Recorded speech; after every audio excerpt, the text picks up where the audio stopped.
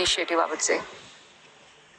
ಚಾಮರಾಜನಗರ ಜಿಲ್ಲೆಯ ಗುಂಡ್ಲುಪೇಟೆ ತಾಲೂಕಿನ ಬಂಡೀಪುರ ಹುಲಿ ಸಂರಕ್ಷಿತ ಪ್ರದೇಶದ ಕಾಡಂಚಿನ ಗ್ರಾಮ ಹೊಂಗಹಳ್ಳಿ ಸರ್ಕಾರಿ ಹಿರಿಯ ಪ್ರಾಥಮಿಕ ಶಾಲೆಯಲ್ಲಿ ಬೇಸಿಗೆ ರಜೆ ಮುಗಿದ ಬಳಿಕ ಮಕ್ಕಳನ್ನು ಎತ್ತಿನ ಗಾಡಿಯ ಮೂಲಕ ವಿಶಿಷ್ಟವಾಗಿ ಬರಮಾಡಿಕೊಳ್ಳಲಾಯಿತು.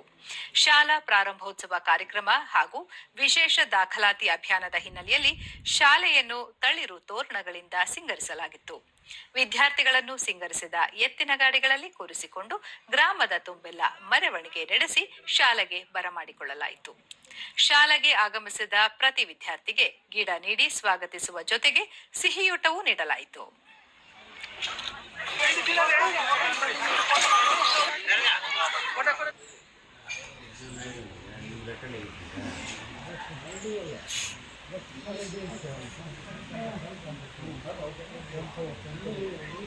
ದೂರದರ್ಶನದೊಂದಿಗೆ ಶಾಲೆಯ ಮುಖ್ಯೋಪಾಧ್ಯಾಯ ಮಹದೇಶ್ವರ ಸ್ವಾಮಿ ಕಳೆದ 8 ವರ್ಷಗಳಿಂದ ಬೇಸಿಗೆ ರಜೆ ಕಳೆದ ನಂತರ ವಿದ್ಯಾರ್ಥಿಗಳನ್ನು ಶಾಲೆಗೆ ವಿನೂತನವಾಗಿ ಬರಮಾಡಿಕೊಳ್ಳುತ್ತಿದ್ದೇವೆ.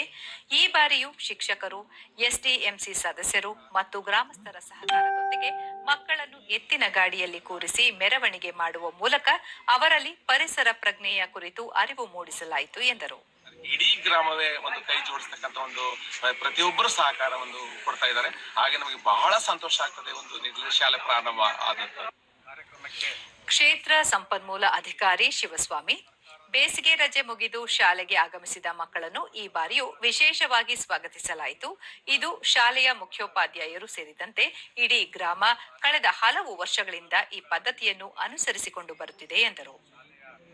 ಸರ್ಕಾರಿ ಶಾಲೆಯ ಪ್ರಗತಿಯತ್ತ ಮತ್ತೆ ಮಕ್ಕಳು ಈ ಕಡೆಗೆ ಆಕರ್ಷಣೆ ಆಗುವತ್ತ ಈ ಒಂದು ಶಾಲೆಯು ತುಂಬಾ ಶ್ರಮಿಸುತ್ತಿದೆ ಎಂದು ನಾನು ಗ್ರಾಮದ ಪುಟ್ಟಸುಬ್ಬಪ್ಪ ಬೇಸಿಗೆ ರಜೆ ಮುಗಿದ ಹಿನ್ನೆಲೆಯಲ್ಲಿ ಇಂದಿನಿಂದ ಶಾಲೆ ಆರಂಭವಾಗಿದ್ದು ಗ್ರಾಮಸ್ಥರೆಲ್ಲರೂ ಸೇರಿ ಮಕ್ಕಳನ್ನು ಶಾಲೆಗೆ ವಿಭಿನ್ನ ರೀತಿಯಲ್ಲಿ ಬರಮಾಡಿಕೊಳ್ಳಲಾಯಿತು ಎಂದು ಹೇಳಿದರು.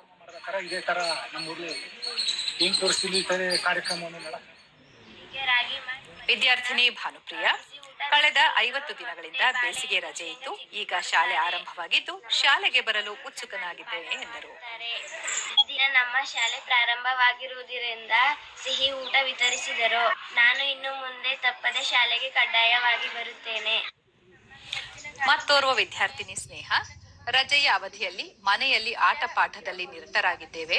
ಈಗ ಶಾಲೆ ಆರಂಭವಾಗಿರುವುದರಿಂದ ಪ್ರತಿದಿನವೂ ಆಗಮಿಸುತ್ತೇವೆ ಎಂದು ಹೇಳಿದರು. ಶಾಲೆ ಬೆಳಿಗ್ಗೆ ರಾಗಿ ಮಾಲ್ ಕೊಡುತ್ತಿದ್ದರು. ಮಧ್ಯಾಹ್ನ ಬಿಸಿ ಊಟ, ಬಿಸಿ ನೀರು, ಅನ್ನ ಸಾಂಬಾರು, ಮೊಟ್ಟೆ, ಬಾಳೆಹಣ್ಣು ಎಲ್ಲಾನು ಕೊಡುತ್ತಿದ್ದರು.